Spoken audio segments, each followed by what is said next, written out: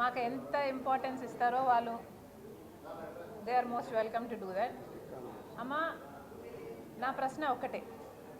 ఇంతమంది ఉన్నారు, అందరూ ఆలోచించగలరు, మీడియా వాళ్ళు ఉన్నారు, సోషల్ మీడియాలో ఇంతమంది చూస్తున్నారు. మేము అడుగుతున్నదల్లా ఒకటే. పెహల్గామ్ అన్నది ఒక టూరిస్ట్ స్పాట్. పెహల్గామ్ అన్నది టూరిస్ట్ స్పాటే కాదు, ఒక పిల్గ్రమేజ్ స్పాట్ కూడా. ఇక్కడికి వచ్చే వాళ్ళు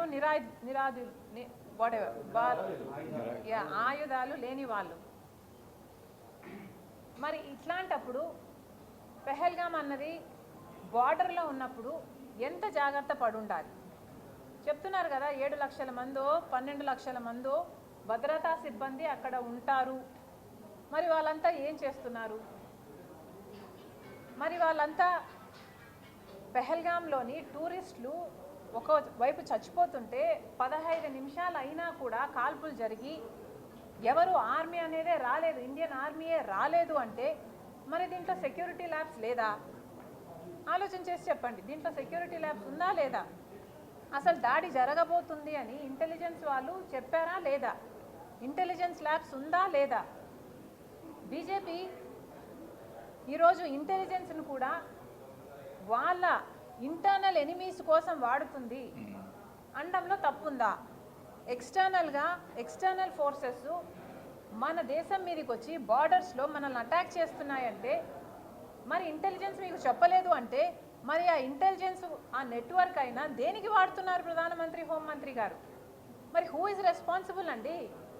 పక్క దేశం వాళ్ళు, పాకిస్తాన్ వాళ్ళు, మన శత్రువులుగా మనల్ని భావించే వాళ్ళు బార్డర్లో ఉన్న ప్రాంతంలో కూడా మనం ఇట్లా అశ్రద్ధగా ఉంటే మరి someone has to be held responsible కదా. అగ్రీడ్, ఇది మన దేశం మీద జరిగిన దాడే, ఇందులో అనుమానం లేదు. అందరం ఒక్కటిగా నిలబడ్డాం. పాకిస్తాన్ వాళ్ళకి ఎట్లయినా బుద్ధి చెప్పాలి అన్న అంశంలో మేము కూడా డిఫర్ కావడం లేదు. నిజంగానే చేయాలి, వాళ్ళు మళ్ళీ ఇలాంటి దాడులు చేయకుండా వాళ్ళకు గట్టి బుద్ధి వచ్చేటట్టు చేయాలి.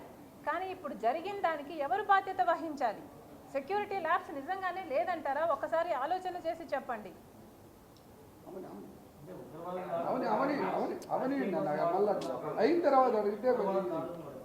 అవునమ్మా, ఇది ఉగ్రవాద దాడే, మేము కాదంటం లేదు. అందుకనే దేశంగా ఒకటిగా నిలబడి పోరాడదాం అంటున్నాను. కానీ బీజేపీ వైఖరి గమనిస్తే మీరు ఎలా ఉంది అంటే అందరూ హిందువులను ముస్లింలను వేరు చేసి ఇక్కడ ఏదో మతాన్ని మధ్యలోకి తీసుకొచ్చి సోషల్ మీడియాలో బీజేపీ చేస్తున్న ప్రచారం ఎలా ఉంది అంటే హిందువులనైతే చంపేస్తారు అన్న లెవెల్లో ఉంది కదా. గమనించాల్సిన విషయం ఏమిటంటే ఒక ముస్లిం కూడా ఉన్నాడు అక్కడ చనిపోయిన వాళ్ళల్లో.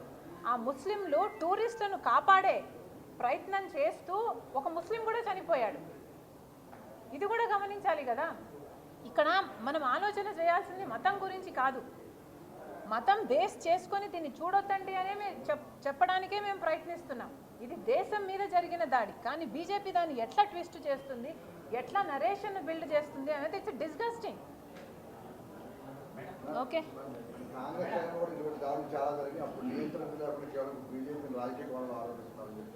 లేదమ్మా, ముమ్మాటికి కాదు.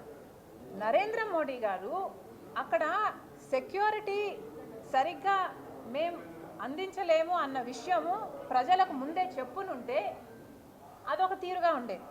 కానీ నరేంద్ర మోడీ గారు టూరిస్టులకి ఇది సేఫ్ ప్లేసు అని నరేంద్ర మోడీ గారే ఒక టూరిస్ట్ క్యాంపెయిన్ లాగా, ఈయనే ఒక టూరిస్ట్గా అంతా తిరుగుతున్నట్టు, ఆ ప్రాంతం చాలా సురక్షితంగా ఉంది, ఈయన బ్రాండ్ అంబాసిడర్గా.